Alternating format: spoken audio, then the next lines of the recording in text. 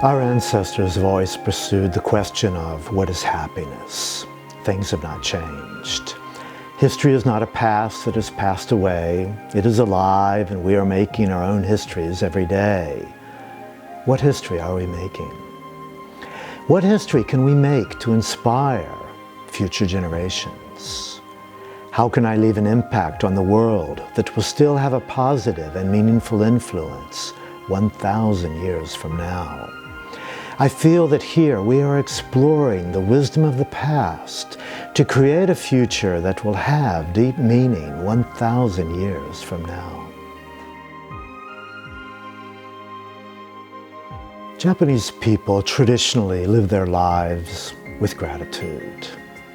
Even now, people try to be grateful for everything in their daily lives, knowing that a life lived filled with gratitude has a universal power to enrich the lives of the people around us. It is a foundation of the many rituals and festivals celebrated in Japan throughout the year, and it can be felt in the care one takes to keep one's home clean and tidy, or in a beautiful flower arrangement. Even in the difficult moments of life, people learn to feel gratitude, knowing that living life with gratitude expresses the wisdom of living with a natural abundance.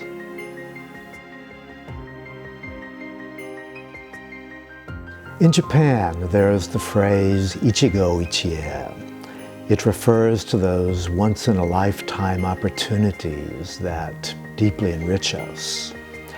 The phrase also means to put your heart and soul into the here and now. I think about this phrase, ichigo ichie, when I consider mindfulness. These days, some of the world's most advanced corporations are realizing the importance of mindfulness, knowing that mental health and personal well-being can become fragile in our contemporary lives. When we live deeply in the moment, things become more meaningful. Our business dealings and personal relations flow with more harmony. We begin to be more aware of our true selves. Being more deeply aware of ourselves is the way to live a more vital and abundant life. This is what I am discovering in my life here in Izuka. The wisdom of our ancestors is enormous. I say this because their understanding of life came from many generations of experience. What is wisdom? Unlike knowledge, which can be biased or flawed, wisdom comes from personal experience and is enriched when we honor the past and live close to nature. Wisdom is not always convenient or comfortable, but there is a deep richness about it. This is something the Japanese people have refined over the centuries. We can feel it when we walk into an old house. There is a comfort of walking on tatami mats, or looking at shoji paper screen windows, or a flower arrangement in a tokonoma alcove, or a fire in a sunken hearth. All these things remind us of the treasures of wisdom from our ancestors. This wisdom can be found here in the old houses of Izuka that connect the wisdom of the ancestors with the children of the future. Our children are our future and the future of humanity. I believe the future of humanity begins with reappraising traditional living. Traditional life is the crystallization of wisdom, the way of life that our ancestors cherished.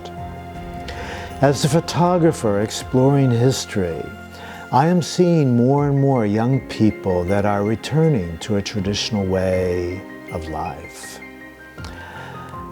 It can be said that the younger generation is waking up to the true value of our ancestors' way of living.